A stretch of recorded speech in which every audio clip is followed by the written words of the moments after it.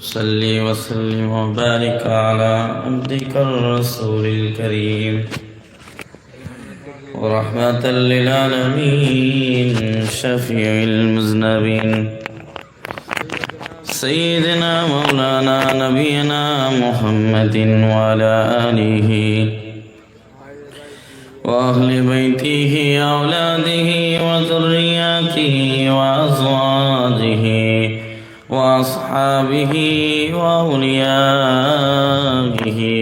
وأمته أجمعين كما صليت وسلمت وباركت ورحمت على سيدنا إبراهيم وعلى آل سيدنا إبراهيم إنك حميد مجيد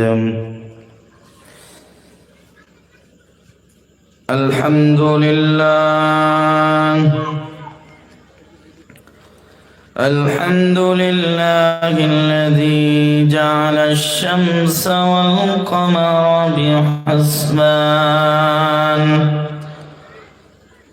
والنجم والشجر يسجدان وفضل زمانا على زمان كما فضل مكانا على مكان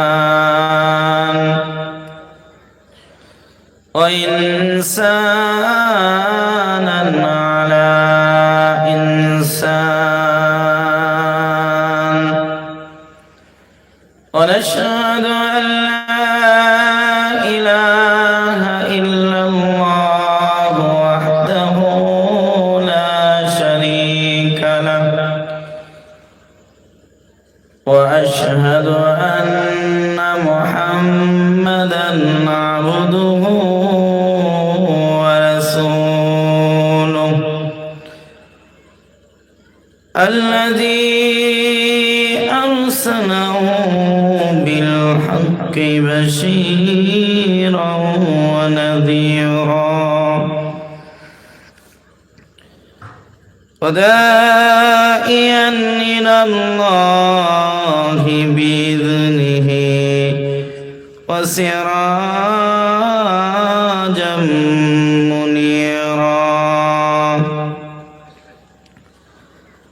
أما بعد فأعوذ بالله من الشيطان الرجيم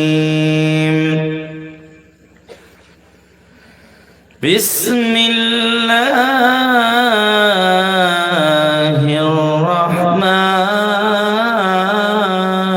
الرحمن الرحيم ولا يسأل حميم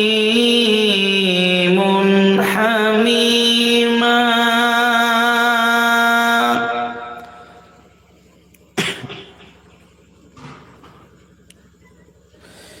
يبصرونهم يود المجرم لو يفتدي من عذاب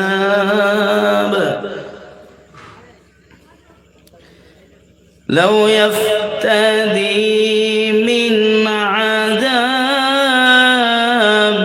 يومئذ ببنيه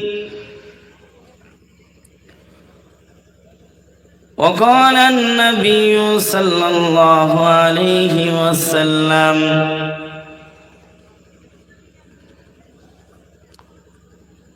اتق المحارم تكن أعبد الناس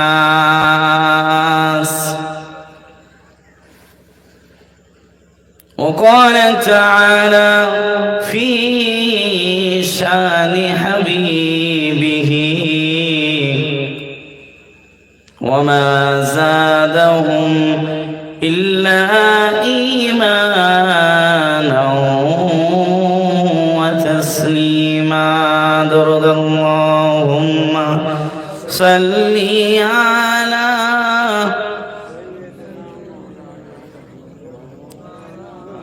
وعلى آل سيدنا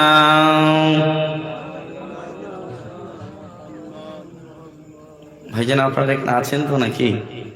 কার শানে দরুদ পড়া হচ্ছে বলেন তো? রাসূলুল্লাহ সাল্লাল্লাহু আলাইহি ওয়াসাল্লাম, নবীজি সাল্লাল্লাহু আলাইহি সাল্লামের প্রতি মহব্বত ভালোবাসা আছে না নাই? আছে তো? মহব্বত আছে অন্তরে, এটা আমরা জানি, এটা বিশ্বাস করি, মানি। নবীজি সাল্লাল্লাহু আলাইহি সাল্লামের প্রতি দরুদ পড়া হচ্ছে, আর নবীর উম্মত চুপ থাকবে বলে মনে হয়? হ্যাঁ, একটু মেহরবানি করে আগে আসুন তো, আমার সামনে আসুন, একটু আসুন, দরুদ পড়ুন। আল্লাহুম্মা সাল্লি আলা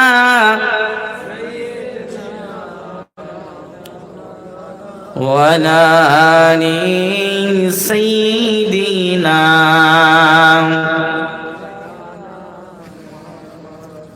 প্রেম আগুনে জ্বলে মরি ওহে রব্বানা,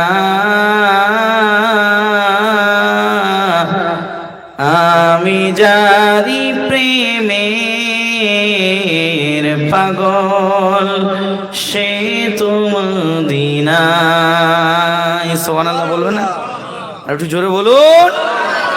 প্রেম আগুনে জ্বলে মরি ওহে রব্বানা,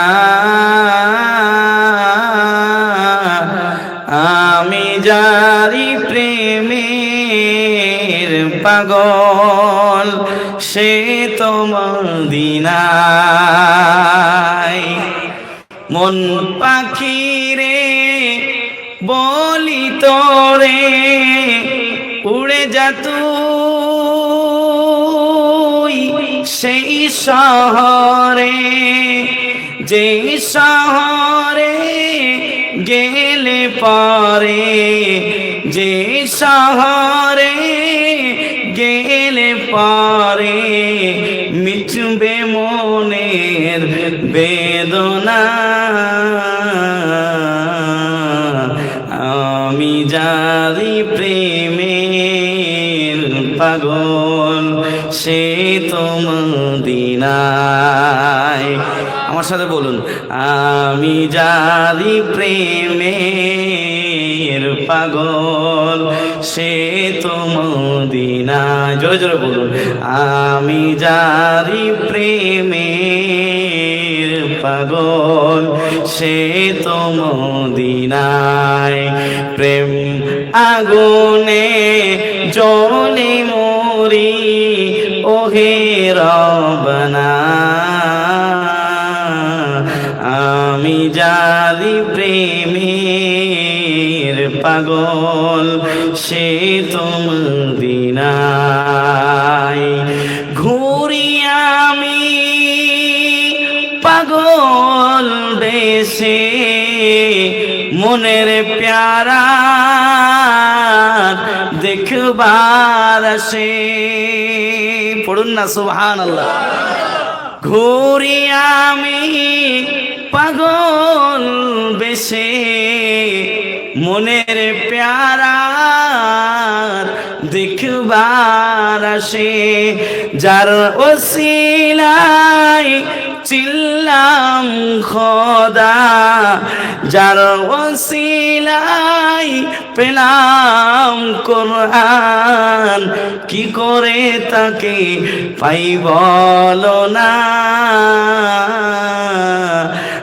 আমি জারি প্রেমের পাগল, সে তো মদিনায়। জোরে বলুন, আমি যারি প্রেমের পাগল সে তো মদিনায় আল্লাহুম্মা সাল্লি আলা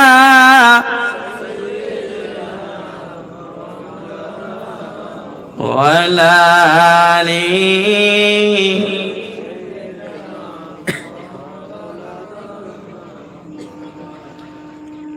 इश्क महबूब खुदा जिस दिल में हासिल नहीं लाखों मोमिन हो मगर ईमान में कामिल नहीं ला इलाहा इल्लल्लाह जोरे जोरे पढ़ी ला इलाहा इल्लल्लाह ला इलाहा इल्लल्लाह ला इलाहा इल्लल्लाह अल्लाह अल्लाह अल्लाह अल्लाह अल्लाह अल्लाह अल्लाह अल्लाह अल्लाह ला इलाहा इल्लल्लाह ला इलाहा इल्लल्लाह जोरे जोरे पढ़ी ला इलाहा इल्लल्लाह ला इलाहा इल्लल्लाह ला इलाहा इल्लल्लाह मुहम्मदुर रसूलुल्लाह সাল্লাল্লাহু আলাইহি ওয়াসাল্লাম। আমার একটা স্বপ্ন পূরণ করো ও গো দয়াময়, তোমার কথা বলতে গিয়ে না পাই যেন ভয়। আমার একটা স্বপ্ন পূরণ করো ও গো রব্বানা, তোমার কথা বলতে বলতে মরণ যেন হয়। একবার হাক্কানি দরুদ শরীফ পড়ি আল্লাহ سيدنا مولانا نبينا محمد وعلى آله وأهل بيته وأولاده وذريته وأزواجه وأصحابه وأوليائه وأمته أجمعين. أما صليت وسلمت وباركت ورحمت على سيدنا إبراهيم وعلى آل سيدنا إبراهيم إنك حميد مجيد. মুআজ্জাজ মুকাররম জান ও ভাইয়েরা, দূর দূরান্ত থেকে আগত আল্লাহ পাকের আশিকিন, জাকিরিন, শাকিরিন, মুহিব্বিন, মুরব্বিয়ানে আওয়াম, কলিজার টুকরা আমার সমবয়সী যুবক বন্ধুগণ, স্নেহের ছোট ভাই, পর্দার অন্তর আড়ালে আমার আম্মা জান ও বোনেরা, মালিক আল্লাহ সুবহানাহু ওয়া তাআলার শুকরিয়া যে রব, যে আল্লাহ রব্বুল আলামিন আমাদের সকলকে কামিলিন আল্লামা আজান গাছি রহমাতুল্লাহ আলাইহি হুকুম প্রাপ্ত এক মজলিসে কিছু সময়ের জন্য একত্রিত করেছেন। আমি গুনাহগারকে কিছু কথা বলার সুযোগ করে দিয়েছেন। সেই মালিক আমাদের মুনিব আল্লাহ তাআলা, আল্লাহ সুবহানাহু ওয়া তাআলা, তানার শুকরিয়া জ্ঞাপন করছি। সকলেই প্রাণ উজাড় করে আল্লাহর দেওয়া ক্ষমতা, আল্লাহর শেখানো কালিমা, আল্লাহর দেওয়া জবান দ্বারাই সকলেই প্রাণ উজাড় করে কালিমাতুশ শুকর আদায় করে পড়ি আলহামদুলিল্লাহ। কেউ যেটা পারে না পারে কে? জোরে বলুন। কেউ যেটা দেখে না দেখে কে? কেউ যেটা শোনে না শোনে কে? কেউ যেটা দেওয়ার ক্ষমতা রাখে না, শুধুমাত্র কেবলমাত্র দেওয়ার ক্ষমতা রাখে কে? জোরে বলুন। তারপরে পরেই জানাই মানব গোষ্ঠীর জন্য মহামুক্তির বাণী, আকাই মাদানি, আশরাফুল আম্বিয়া, সঈদুল আম্বিয়া, খাতামুল আম্বিয়া, যিনি আমার নবী, আপনার নবী, দো জাহানের নবী, সেই নবী কুলের বাদশাহ, মদিনা কা তাজদার, আফতাবে নবুয়ত, ফখরে মৌজুদাত, হযরত মুহাম্মদুর রাসূলুল্লাহ সাল্লাল্লাহু আলাইহি ওয়াসাল্লামের প্রতি লক্ষ কোটি দরুদ ও সালাম বর্ষিত হোক। আমরা সকলেই প্রাণ উজাড় করে তার উম্মত হিসাবে সকলেই অন্তরের অন্তরে স্থল থেকে বলি আল্লাহুম্মা আমিন। জোরে বলুন না। প্যারে হাজিরিন, এটা হলো এক দ্বীনি মজলিস, কোরআনের মজলিস, ঠিক কি না? কথা বলেন না কেন আপনারা? এই মজলিস এবং এই মেম্বার হলো মদিনাওয়ালা, কামলিওয়ালা, শ্রেষ্ঠ নবী, মানবতার মহামুক্তির দূত হযরত মুহাম্মদুর রাসূলুল্লাহ সাল্লাল্লাহু আলাইহি ওয়াসাল্লামের মেম্বার। এটা মেম্বারে রাসূল। এখানে দাঁড়িয়ে কথা বলার যোগ্যতা, অ্যাবিলিটি আমার ভিতরে নাই। যে যোগ্যতা, যে অ্যাবিলিটি থাকলে এখানে দাঁড়িয়ে দু চার কথা আপনাদের সামনে শোনাতে পারতাম, সে যোগ্যতা, সে অ্যাবিলিটি সম্পূর্ণ মানুষ আমি নই। শুধু দাঁড়িয়েছি আপনাদের কাছ থেকে দোয়া পাওয়ার আশায়, মুর্শিদের হুকুম পালনার্থে এখানে দাঁড়িয়েছি। তবে আমি এখানে স্ট্যাচু হয়ে দাঁড়িয়ে থাকব। আমার মুনিব আল্লাহ তাআলা যদি আমার এই গোনামাকা জবান দিয়ে কিছু কথা বলিয়ে নেন তাহলে সম্ভব, অন্যথায় আমার জবান খোলার ক্ষমতা নাই। কোনো ব্যক্তির আছে সব কিছু, সমস্ত কিছু, আমরা যে কথা বলি, উঠতে পেরেছি বসতে পারবো, বসতে পেরেছি উঠতে পারবো, কার ইশারায় হয় বলেন তো? জোরে বলুন। প্যারে হাজিরিন, আমি যতক্ষণ আলোচনা করব ইনশাআল্লাহ সমাজকে সামনে রেখে, যাতে আমার আপনার আখিরাত সুন্দর হয়, আমারও আখিরাত সুন্দর হয়, সে কথাগুলো আপনাদের সামনে রেখে যাব। তবে মনোযোগ সহকারে শুনতে পারবেন তো ইনশাআল্লাহ? একটা তাকবীর হবে, দেবেন আপনারা? আল্লাহর ধ্বনি উচ্চারণ করতে পারবেন? কারণ ইমানদারের একটাই এখন অস্ত্র, সেটা হলো আল্লাহর ধ্বনি উচ্চারণ করা। নারায়ে তাকবীর, নারায়ে তাকবীর। আল্লাহর ধ্বনি উচ্চারণ করলে কষ্ট হয়। জেনে রেখে দেন, আমাদের তলোয়ার লাগবে না, আমাদের কোনো বিমান, আমাদের কোনো অস্ত্র শস্ত্র লাগবে না। আমার আপনার অন্তরে যদি আল্লাহ, আল্লাহর রসুলের মহাব্বত এবং আল্লাহর ওই ঐশী বাণী কালামুল্লাহর বিধিবিধান সামনে রেখে আল্লাহর ওই ধ্বনি উচ্চারণ করব, বেঈমান রাস্তা খুঁজে পাবে না পালানোর জন্য। জোরে বলুন। ইমানি জজবা দেখান ভাইজান, আমরা হলাম আল্লাহর গোলাম। জোরে বলুন না সুবহানাল্লাহ। কারণ বর্তমান কিছু ব্যক্তি সাময়িক ক্ষমতা পাওয়ার পরে মুসলিম উম্মাকে দুর্বল ভাবে নিচ্ছে। আমি তাদেরকে জানান দিতে চাই, মুসলিম উম্মাকে যারা দুর্বল ভাবে নিয়েছে তারা দুনিয়া থেকে লাঞ্ছিত, বঞ্চিত, অপমানিত, পদদলিত হয়ে দুনিয়া থেকে বিদায় নিয়েছে। ঠিক না? কথা বলেন না কেন আপনারা? আজকে মুসলমানদের কিছুতেই পারছে না। এখন আমাদের ওয়াকাফ যে সমস্ত সম্পত্তি আছে, আমাদের মসজিদ, আমাদের গোরস্থান, এগুলোর উপরে হস্তক্ষেপ চালানোর জন্য অনেক পায়তারা চলছে। ঠিক না? মুসলমান এক প্ল্যাটফর্মে আসা লাগবে। মুসলমানকে আজকে এক প্ল্যাটফর্মে আসা লাগবে। মাসলাগতভাবে যদি কোনো ইখতিলাফ থাকে সেটা আপন জায়গায়, তবে ইসলাম নিয়ে, কোরআন নিয়ে ইকামতে দ্বীনের কথা বলতে হবে, কোরআনের রাজ কায়েম করতে হবে, এতে দ্বিধাবোধ চলবে না। আল্লাহ কোরআনে বলেছে তুমি রোজা আদায় করো, রোজা আদায় করার পরে তিনি ওয়ালা তাতাফাররাকু বলেন নাই, নামাজের কথা বলেছেন, অনেক আমলের কথা বলেছেন, তবে ওয়ালা তাতাফাররাকু আল্লাহ বিচ্ছিন্ন হওয়ার জন্য, দলাদল করার জন্য নিষেধ করেন নাই।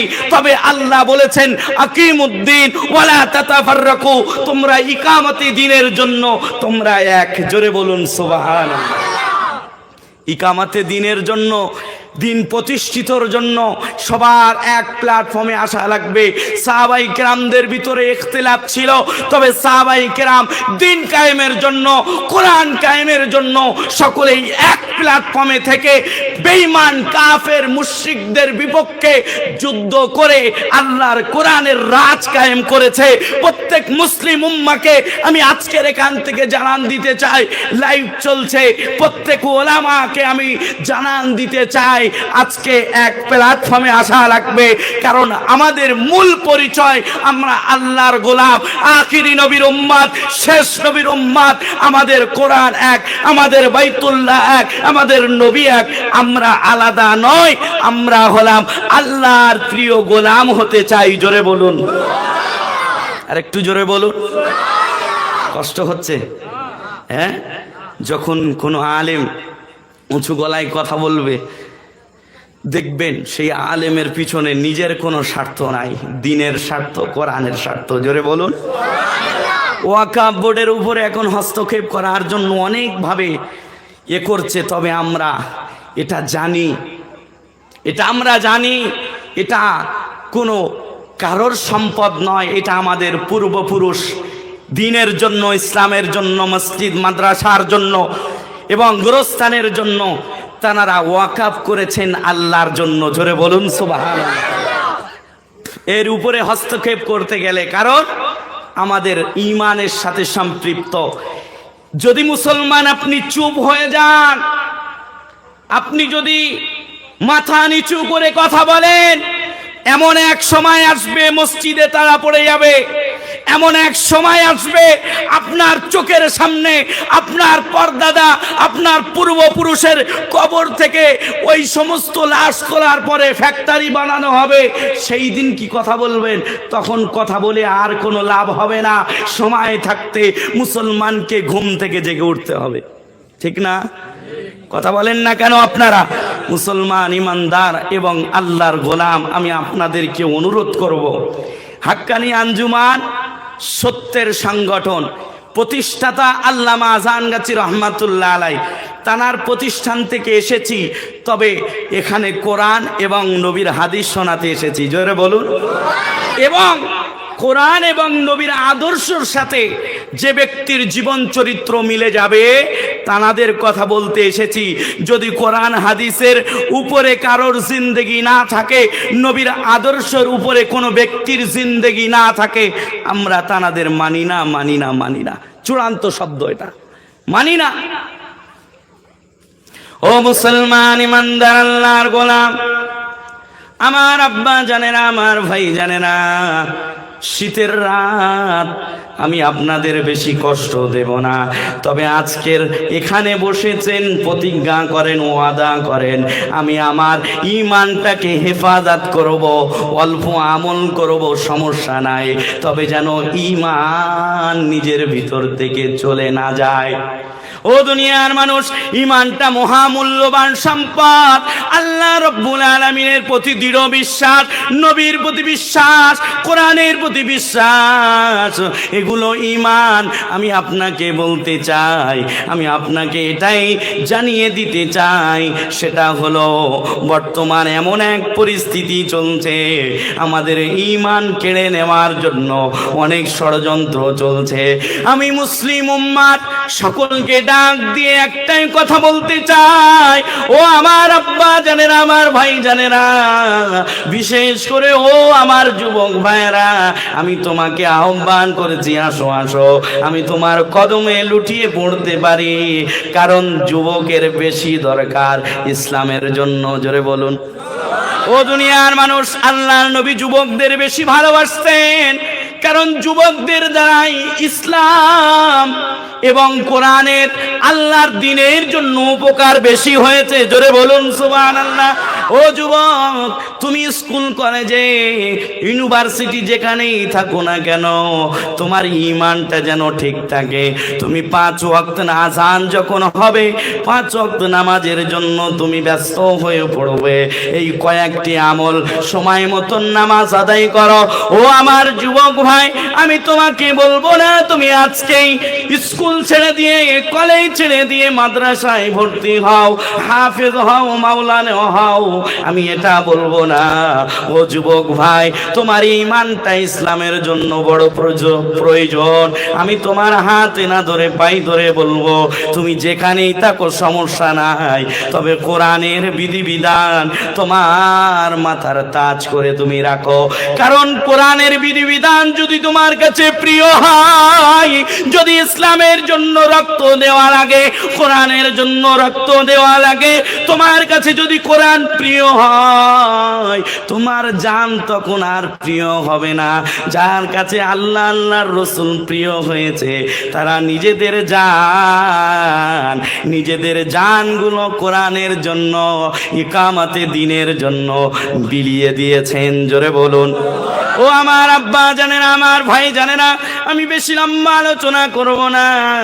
আমি যে কথাটা আপনাদের বোঝানোর জন্য এই আলোচনাটা টানলাম, একটু দেখেন আমার আপনার ঈমানটা কত আছে, কতটা আছে, একটু দেখার বিষয় আছে না নাই? কথা বলেন। আমি আপনাকে বলবো, আপনি কম নামাজ পড়েন, সমস্যা নাই। আল্লাহ বলেন যে আমি ভালো আমল চাই, তোমার বেশি করা লাগবে না, তুমি অল্পই করো, তবে ঈমানের সাথে করো। জোরে বলুন সুবহানাল্লাহ। আল্লাহ রাব্বুল আলামিন জানিয়ে দিলেন, আল্লাযী খালাকাল মাউতা ওয়াল হায়াতা লিয়াবলুয়াকুম আইয়ুকুম আহসানু আমালা। আমি আল্লাহ জানিয়ে দিলাম, মউত এবং হায়াত আমি আল্লাহ সৃষ্টি করেছি, শুধু আমি রব পরীক্ষা করে দেখতে চাই কে কতটা ভালো আমল করে। ও আমার আব্বা জানেন, আমার ভাই জানেনা, ভালো আমল করেন, ঈমানটা পাকাপোক্ত রাখেন, ঈমানটা আল্লাহর জন্য এমন ঈমান তৈরি করেন, যদি আলেমরা ডাক দিয়ে দেয়, আলেমরা ডাক দিয়ে দেবে, সাথে সাথে এমন ঈমান তৈরি করা লাগবে, মাথায় কাফন বেঁধে দ্বীনের জন্য, ইসলামের জন্য মাঠে ময়দানে নেমে যাওয়া লাগবে। জোরে বলুন। ও দুনিয়ার মানুষ, এমন এক সময় এসেছে আপনি বলবেন, ও মাওলানা সাহেব, না না ওসব এখন যুদ্ধ লাগে না, এখন ময়দানে যাওয়া লাগবে না, কোরআন পড়লে, হাত তুলে দোয়া করলে, মসজিদে তাসবিহ তাহলিল পড়লে আল্লাহ সব ঠিক করে দিবে। আমি তোমাকে বলতে চাই, আমরা তো উম্মাহ, নবী স্বয়ং যুদ্ধের ময়দানে 27টা যুদ্ধে নিজে সেনাপতি হয়ে যুদ্ধের ময়দানে গেলেন। তিনি এই যাওয়ার পরে তিনি উম্মাদকে কি বোঝাতে চায়, ও আমার উম্মাত তোমরা শোনো শোনো, আমি নবীদের নবী, আমি নবীদের সরদার, আমি নবীদের ইমাম, আমি সবচাইতে দামি, তারপরেও আমি মসজিদে নববীতে বসে বসে আল্লাহর কাছে দোয়া করি নাই। ও বাবা, একটু চিন্তা করো, নবী এত পাওয়ারফুল নবী, নবী যদি হাত তুলতেন হাত তোলা লাগতো না, নবীর অন্তরে শুধু জাগ্রত হতো যে আল্লাহ এটা হলে হয়, এটা হলে ভালো হতো। নবীর অন্তরে যদি এমনটা জাগ্রত হতো, তাহলে সেই দোয়া আল্লাহ কবুল করে নিতেন। জোরে বলুন। নবীর হাত তুলে দোয়া করতে লাগতো না। ও বাবা, একটু চিন্তা করো, নবী এত পাওয়ারফুল নবী, নবী যদি জমিন থেকে পাটা উঁচু করতেন আরশে আজিমে পৌঁছে যেতেন। জোরে বলুন। নবী এত পাওয়ারফুল নবী, নবী যদি আঙ্গুল শাহাদাত আঙ্গুলটা আসমানের দিকে এদিক ওদিকে একবার যদি নাড়িয়ে দিতেন, তাহলে আসমানে চন্দ্র দুখণ্ডিত হয়ে যেত। এত পাওয়ারফুল নবী, নবী এত দামি হওয়ার পরেও যুদ্ধের ময়দানে গেলেন কেন? কারণ আমাদের শিক্ষা দেওয়ার জন্য। জোরে বলুন। কারণ নবীজি সাল্লাল্লাহু আলাইহি ওয়াসাল্লাম তিনি আমাদের শিক্ষক। জোরে বলুন। নবী যা করেছেন তার 63 বছরের জিন্দেগির ভিতরে নবী যা করেছেন উম্মতের শিক্ষা দেওয়ার জন্য, ও বাবা আমি আপনাকে অনুরোধ করব, নবী ময়দানে গিয়েছে, নবী যাওয়ার পরে আমাদের বোঝাতে চায়, ও আমার উম্মত, দিনের জন্য যদি ডাক আসে দিন কায়েমের জন্য, বাড়ি বসে থাকলে হবে না, হবে না, তোমাকেও যুদ্ধের ময়দানে দিন কায়েমের জন্য যাওয়া লাগবে। জোরে বলুন। ও দুনিয়ার মানুষ, আমার আব্বা জানেরা, আমার ভাই জানেরা, আমি আপনাদেরকে একটাই কথা বলবো, সেটা হলো ঈমানটাকে ঠিক করেন, কারণ ঈমান যার ঠিক তার সব ঠিক। জোরে বলুন। কারণ যার ভিতরে ঈমান আছে সে কখনো আল্লাহ ছাড়া অন্য কোথাও যেতে পারে না। জোরে বলুন। আমি আপনাদেরকে যে কথা বলছিলাম, আমাদের ঈমান আছে কিনা এটা দেখার দরকার আছে না নাই? নবীজি সাল্লাল্লাহু আলাইহি সাল্লামের কাছে একজন সাহাবী আসার পরে জিজ্ঞাসা করছে, ইয়া রাসূলুল্লাহ, ইয়া হাবিবাল্লাহ, হুজুর আমার ভিতরে যে ঈমান আছে এটা আমি কিভাবে বুঝবো? জোরে বলুন না। আমি এই বয়ানটা কেন করছি? আপনার উপকারে আসবে, আমার উপকারে আসবে, যারা শুনছেন সকলের উপকারে আসবে। আল্লাহর নবী সাথে সাথে বললেন, ও আমার সাহাবী তুমি শোনো শোনো, তোমার ভিতরে যদি দুইটি গুণ থাকে, ভালো কাজ দেখলে তোমার যদি ভালো লাগে, আর অন্যায় কাজ দেখলে তুমি যদি নিজেকে ধরে না রাখতে পারো, অন্তরে ঘৃণা হয়, তুমি বাধা দেওয়ার জন্য চলে যাও, এই দুই গুণ যদি তোমার ভিতরে থাকে, নবী বলেন তুমি ঈমানদার। জোরে বলুন সুবহানাল্লাহ। আমি আপনার কাছে বলবো, নিজের বিবেকের কাছে প্রশ্ন করেন, অন্তর দিয়ে চিন্তা করেন, আমার ভালো কাজ কি ভালো লাগে, অন্যায় কাজ দেখলে কি অন্তরে কষ্ট হয়, এই দুই গুণ যদি থাকে, আল্লাহ রাব্বুল আলামিন আমাকে আপনাকে অবশ্যই জান্নাত দিয়ে দিবেন। ও দুনিয়ার মানুষ, আমার আব্বা জানেরা, আমার ভাই জানেরা, আমি যে কথা বলছিলাম আমাদের ঈমান নিয়ে নেওয়ার জন্য অনেকভাবে ষড়যন্ত্র চলছে, তার ভিতরে একটা যেটা আমাকে বলার জন্য অনুরোধ করা হয়েছে, সেটা হলো হয়তো আমরা নামাজ পড়ি, আমরা রোজার সাথে সম্পর্ক নিয়ে আমরা চলছি, কোরআন তেলাওয়াত করছি, তবে অনেক মুসলমান বলে দাবি করেনেওয়ালা বান্দা অনেকেই আছে সুদের সাথে সম্পৃক্ত। আছে না নাই? কথা বলেন। আমি আপনাকে বলবো, অনেকেই টাইওয়ালা প্যান্টওয়ালা এসে বলবে অল্প সুদ খেলে সমস্যা নাই, আপনি সাথে সাথে তাকে বলবেন, ও ভাইজান না না না, আমার জান চলে যাবে, আমি সুদের সাথে সম্পৃক্ত হব না। জোরে বলুন। আমি আপনার কাছে একটা বাস্তব প্রমাণ দিই, শোনেন, ভালো করে বুঝবেন, একটু খেয়াল করেন আমার কথাগুলো, বিবেক দিয়ে চিন্তা করেন, অন্তরটা নরম করেন, আমাকে ভুল বুঝবেন না। আমি আপনাকে কষ্ট দেওয়ার জন্য আসি নাই, আমি এসেছি মুসলমানের কাছে, যার কাছে কোরআন আছে, যার কাছে ইসলাম আছে, আমি তার কাছে দৌড়ে এসেছি। কি কারণ জানেন? একটাই উদ্দেশ্য, আমার মুসলিম ভাইয়েরা এখন ঠিক নাই, নামাজ পড়ছে না, উদাসীন অবস্থায় ঘুরে বেড়াচ্ছে, দুনিয়ার মায়া নিয়ে চলাচল করছে। আমি তো এটা বিশ্বাস করি, ওলামাই হাক্কানি এবং যত আলেম আছে, যত মুসলমানের কাছে গিয়ে গিয়ে যেভাবে বুঝিয়েছে, এই যাওয়াটা যদি কোনো বিধর্মীর কাছে যেতেন তানারা, তাহলে আজকের পর্যন্ত 100%-এর ভিতরে 40% অমুসলিম মুসলমান হয়ে যেত। জোরে বলুন। কারণ এক একটা আলেমের বলার ধরন আলাদা, কেউ কান্না করে বলছে, কেউ একটু মেজাজ নিয়ে বলছে, উদ্দেশ্য একটাই, যাতে আমার ভাইটা নামাজি হয়। জোরে বলুন।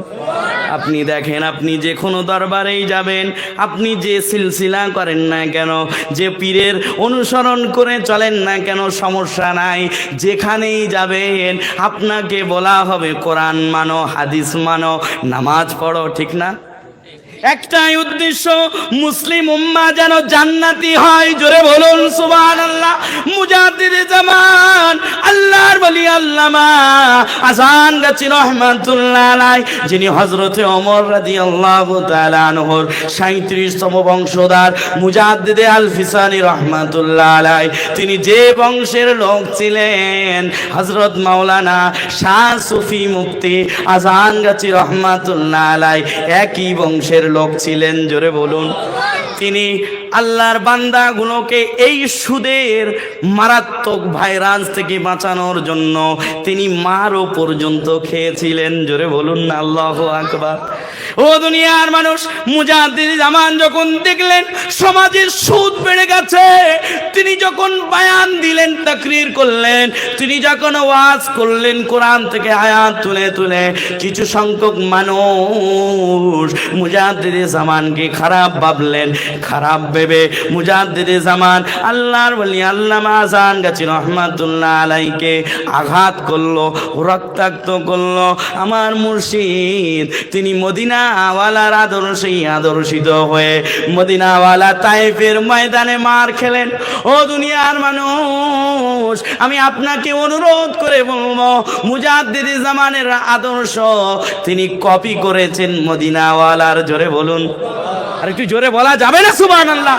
ও দুনিয়ার মানুষ, আল্লাহর প্রিয় হাবিব, শেষ জামানার পয়গম্বর, শেষ নবী মুহাম্মদুর রাসূলুল্লাহ সাল্লাল্লাহু আলাইহি ওয়াসাল্লাম তায়েফের ময়দানে যখন কাফিরদের কাছে মার খেলেন, খাওয়ার পরে আল্লাহর তরফ থেকে ফেরেশতা আসলো, একটা নতুন ফেরেশতা জিবরিল আমিন নিয়ে আসলেন অনেক ঘটনা, আমি ঘটনা বলার জন্য এখানে এই ঘটনাটা আনি নাই, শুধু এখান থেকে শিক্ষা বার করার জন্য বলছে। একটু দেখেন, নবীকে এসে বলছে তায়েফবাসীকে পুরো ধ্বংস করে দেওয়া হবে, নবী আপনি আদেশ দেন।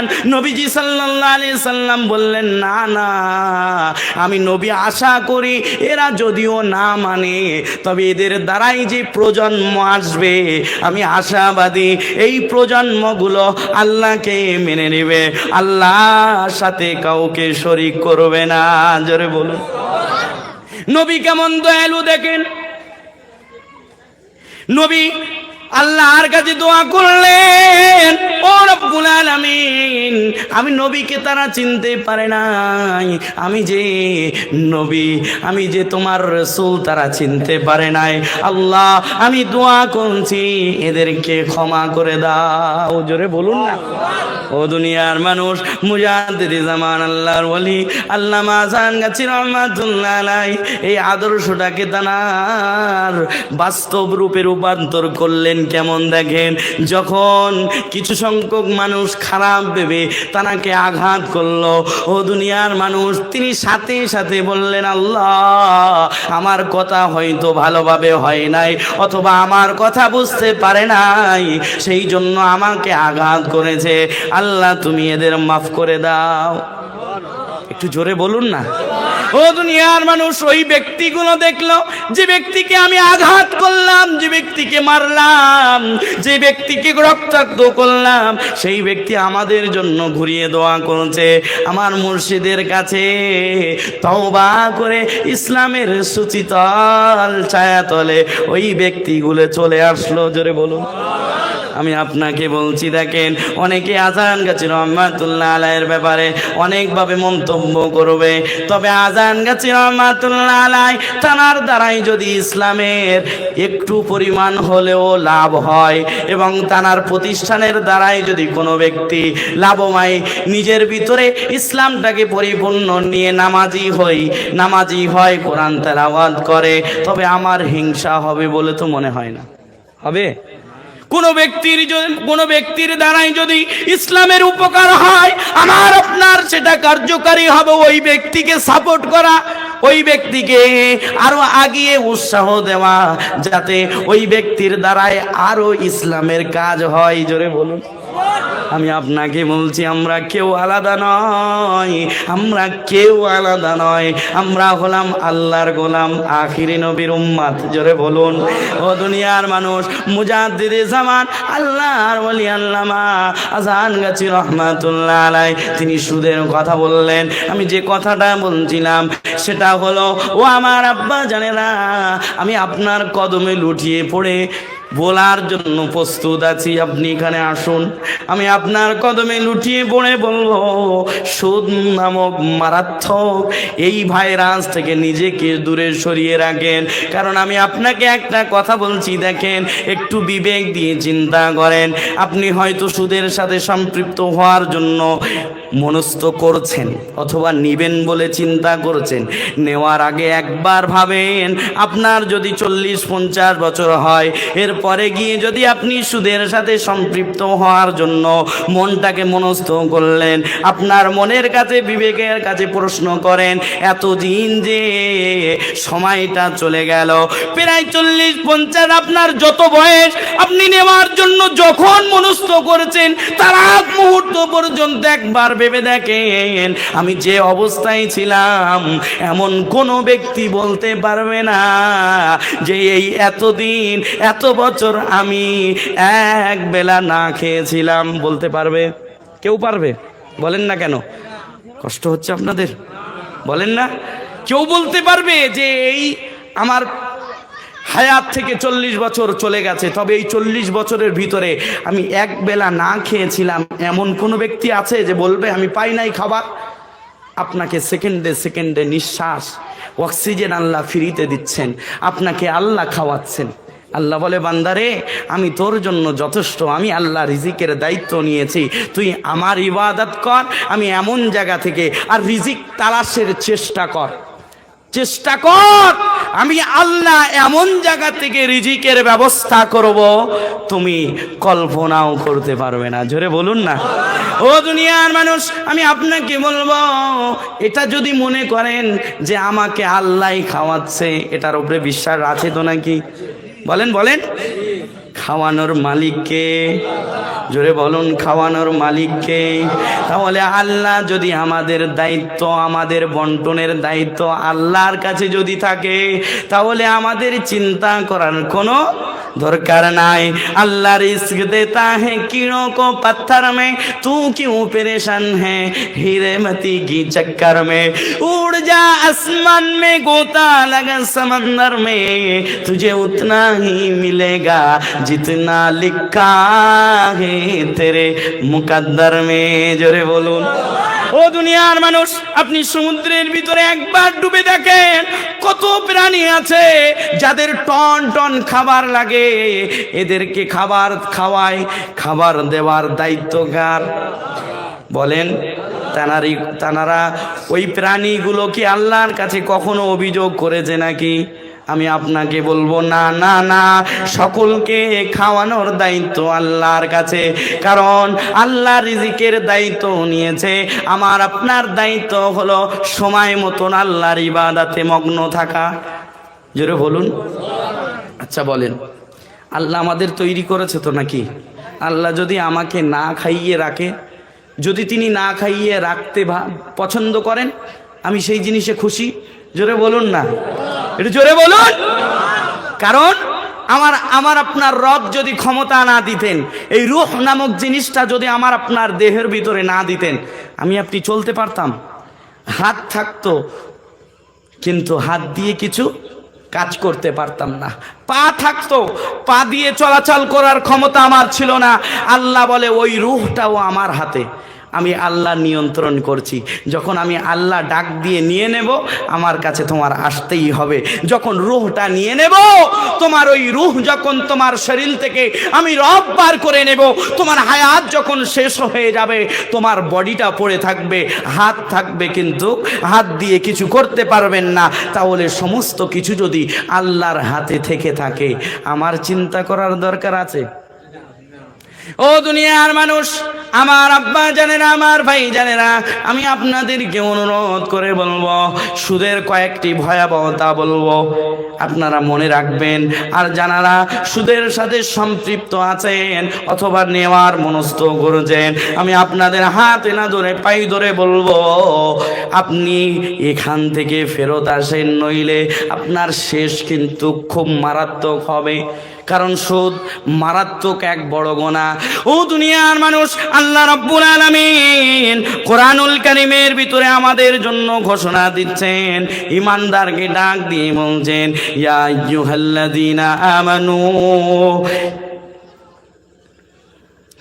আল্লাহ রাব্বুল আলামিন বলেন, তোমরা যারা ঈমানদার, আত্তাকুল্লাহ, তোমরা আল্লাহকে ভয় করো। আর আল্লাহকে ভয় করার পরে তোমাদের মধ্যে যত সুদের জিনিস অবশিষ্ট আছে তোমরা ছেড়ে দাও, তোমরা যদি মুমিন হয়ে থাকো। আল্লাহ ডাক দিলেন, ও দুনিয়ার মানুষ, আমার আব্বা জানেরা, আমার ভাই জানেরা, আল্লাহ রাব্বুল আলামিন আমাদেরকে ডাক দেওয়ার পরে বলছে, তোমাদের মাঝে যত সুদের বাকি যা কিছু আছে তোমরা ছেড়ে দাও, তোমরা নিজেদের থেকে দূরে সরিয়ে দাও। কারণ এই সুদ বড় মারাত্মক গুনাহ।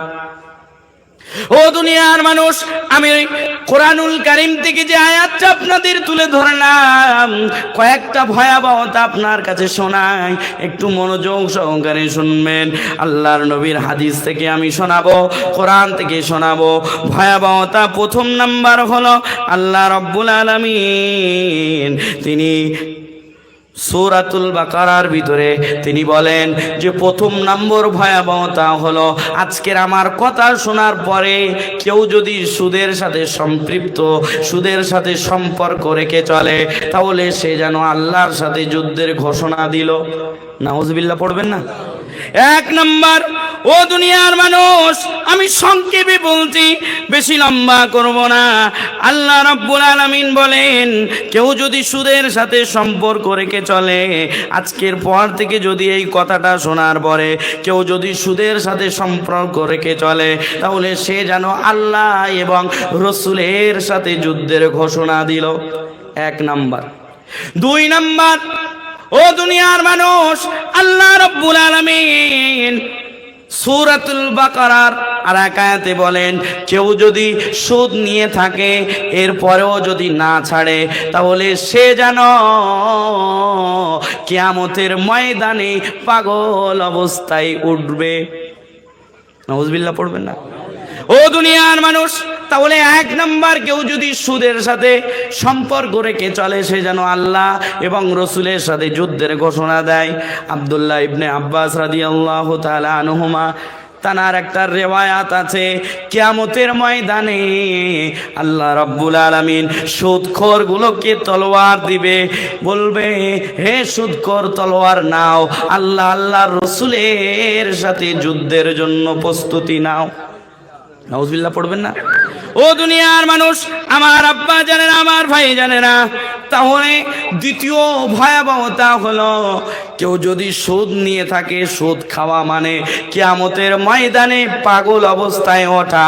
তিন নাম্বার, আমি খুবই সংক্ষেপে বলছি, তিন নাম্বার, কেউ যদি সুদের সাথে সম্পর্ক রেখে চলে, সুদ খায়, তাহলে কিয়ামতের ময়দানে শ্বাসরোধ অবস্থায় কিয়ামতের ময়দানে উঠবে।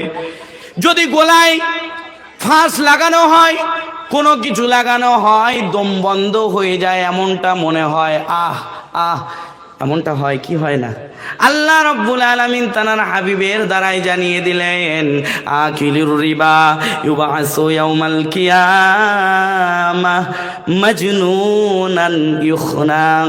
ও দুনিয়ার মানুষ, আল্লাহর নবী বলেন, আল্লাহর হাবিব বলেন, যদি কেউ সুদের সাথে সম্পর্ক রেখে চলে, মনে হয় সে কিয়ামতের ময়দানে নিজের গলায় ফাঁস লাগলে যেমন শ্বাসরোধ অবস্থায় কিয়ামতের ময়দানে উঠবে।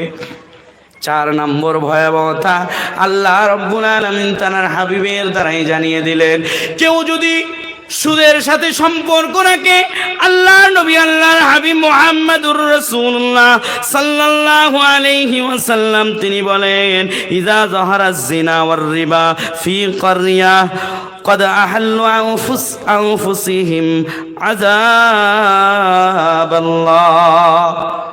ও দুনিয়ার মানুষ, আল্লাহর নবী বলেন, কোন এলাকায় যদি জিনা এবং সুদ বেড়ে যায় তাহলে ওই এলাকায় তারা যেন আল্লাহর আযাবকে বৈধ করে নেয়। আল্লাহ এই এলাকায় আযাব দিতে চায় না। এই এলাকার নাম কি? মান্দারগড়।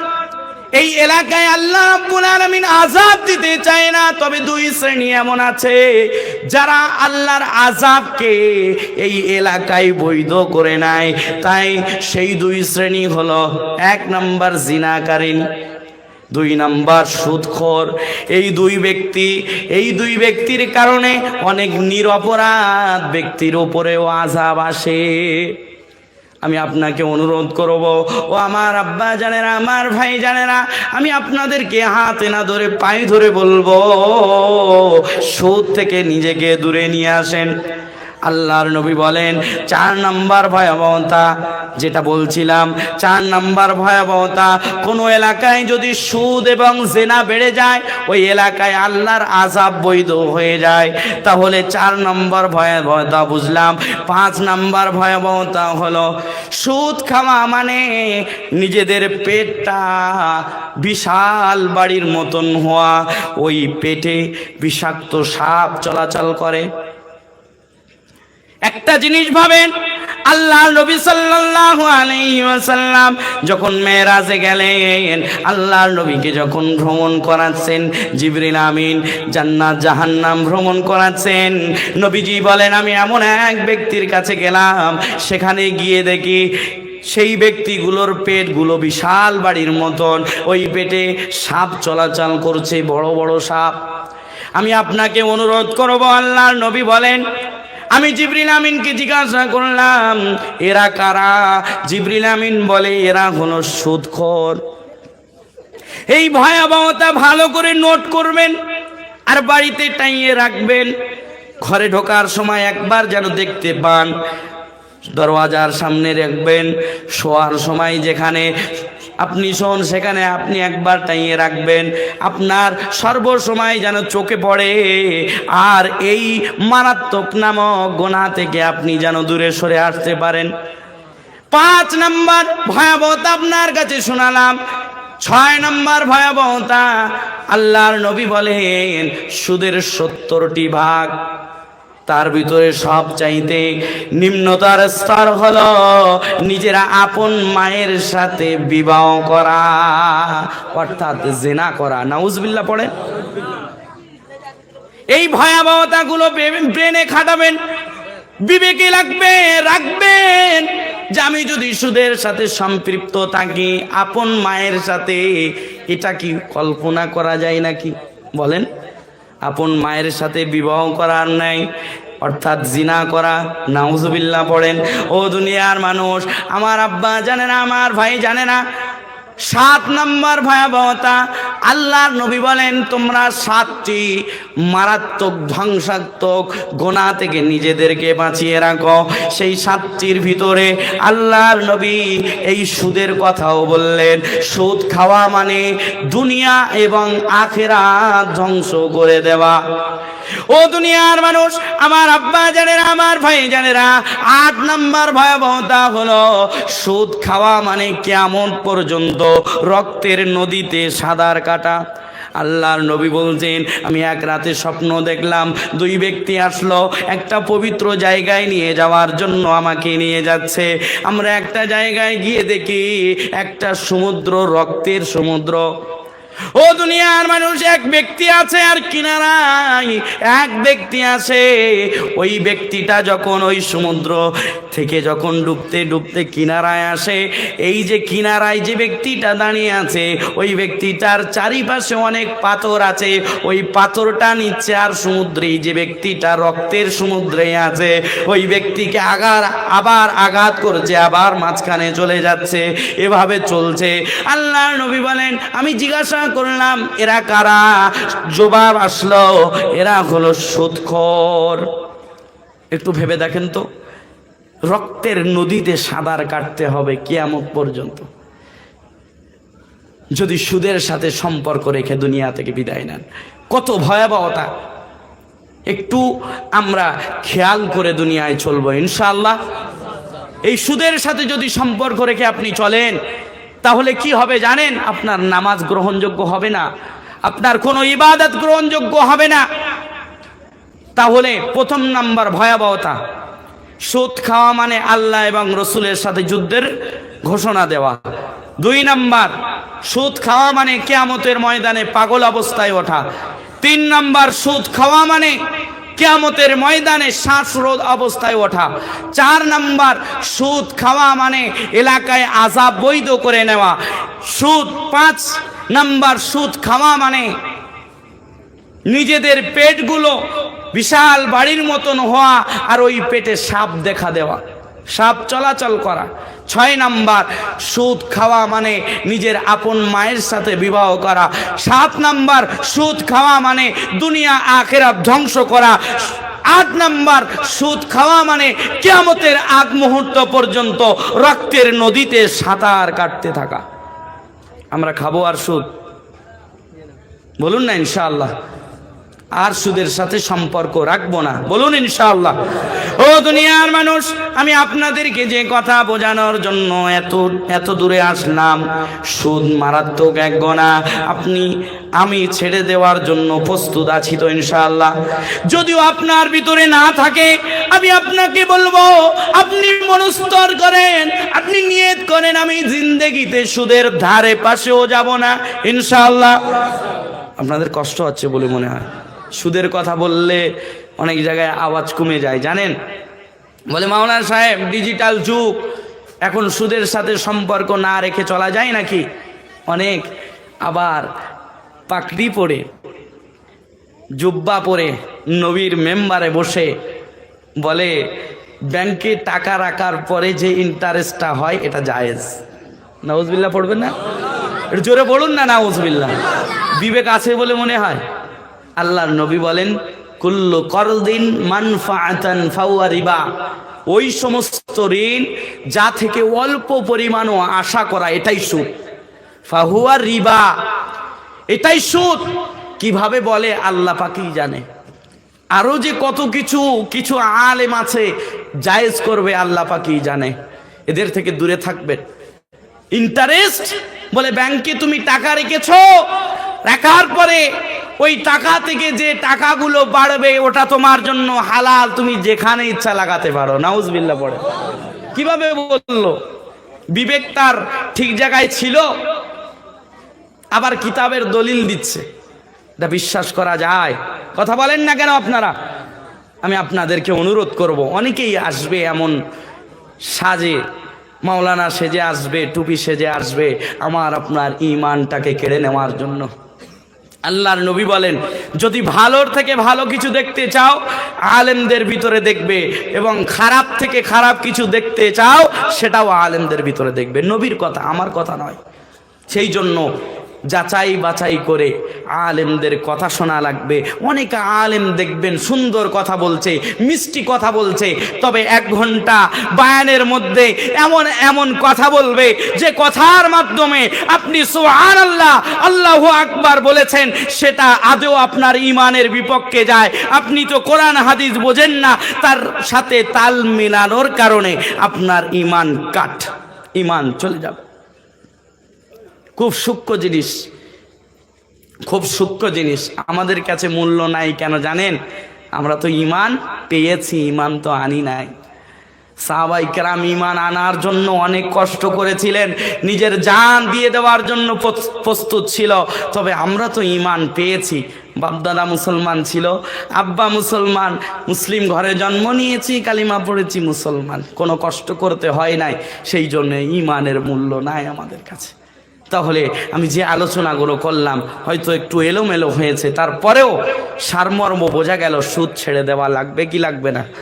বলেন বলেন বলেন। আমার কথাই কেউ কষ্ট পান নাই তো? সুদ ছেড়ে দেওয়ার জন্য প্রস্তুত আছেন তো ইনশাআল্লাহ? একবার তাকবীর দেন দেখি, নারায়ে তাকবীর, আরো জোরে নারায়ে তাকবীর। আমার আব্বা জানেরা, ভাই জানেরা, মুজাদ্দিদে জামান এই সুদটাকে নিয়ে তানার খলিফাগণ এই সুদের ব্যাপারে এত কঠোর, সুদ যদি কারোর সাথে থাকে এই মজলিসও করতে পারবে না, সে এত কঠোর। আমার আব্বা জানেরা ও ভাই জানেরা, যে কথাটা আলোচনা করছিলাম, সুদ আমি আপনি ছেড়ে দেব জোরে বলুন ইনশাআল্লাহ। আল্লাহ রাব্বুল আলামিন আমাদের সকলকে এই সুদ থেকে দূরে থাকার তৌফিক দিক, জোরে বলুন আমিন। ও দুনিয়ার মানুষ, আমার আব্বা জানেরা, আমার ভাই জানেরা, এবারে আসেন আমার মূল আলোচনার মধ্যে। এটা বলেই আমি শেষ করব, আর কয়েক মিনিট আলোচনা করব, একটু মনোযোগ সহকারে শোনেন। আল্লাহ রাব্বুল আলামিন কোরআনুল কারীমের ভিতরে আমাদের জন্য তিনি বলছেন, ও দুনিয়ার মানুষ, আল্লাহ রাব্বুল আলামিন বলেন, ওয়ালা ইয়াসআলু হামিমুন হামিমা। আল্লাহ রাব্বুল আলামিন বলেন, এই দুনিয়া থেকে তোমরা একদিন বিদায় নিয়ে চলে যাবে।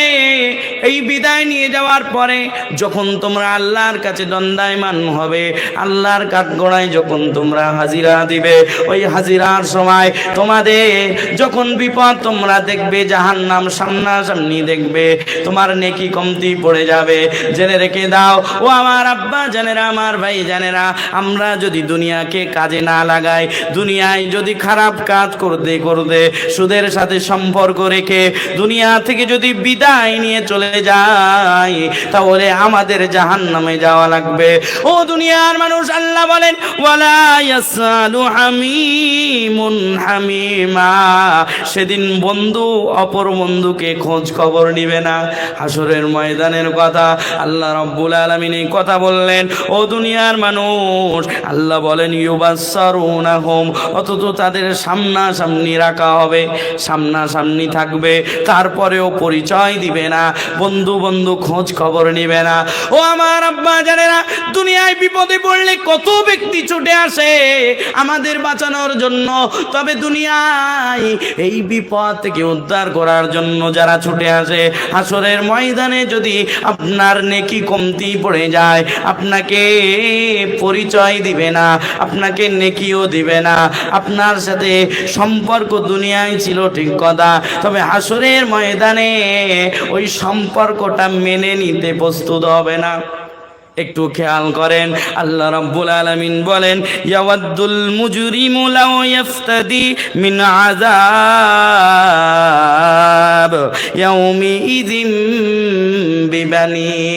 ও দুনিয়ার মানুষ, আল্লাহ রাব্বুল আলামিন বলেন, যখন মুজরিম, যারা অপরাধী, যারা গুনাহগার, যখন আযাব দেখবে, যখন জাহান্নাম সামনাসামনি দেখবে, আল্লাহর কাছে, আল্লাহর কাঠগড়ায় ওই বিপদ থেকে বাঁচার জন্য, জাহান্নাম থেকে বাঁচার জন্য, মুক্তিপণ দেওয়ার জন্য প্রস্তুত হবে। দুনিয়ার মানুষ, আদালতে আমি আপনি যদি যাই কোনো কারণে, সেখানে বিভিন্ন রকম পদ্ধতি আছে, উকিল আছে, টাকা দেওয়ার পরে বিভিন্ন মাধ্যমে আমার আপনার রেহাই হতে পারে কি পারে না? ও দুনিয়ার মানুষ, তবে হাসরের ময়দানে আল্লাহর কাঠগড়ার আসামি যদি আমি আপনি হয়ে যাই, তাহলে আমাদের বাঁচানোর কারো ক্ষমতা নাই। আমি আপনাদেরকে বলছি, দুনিয়ার মানুষ, একটু অন্তরটাকে নরম করো।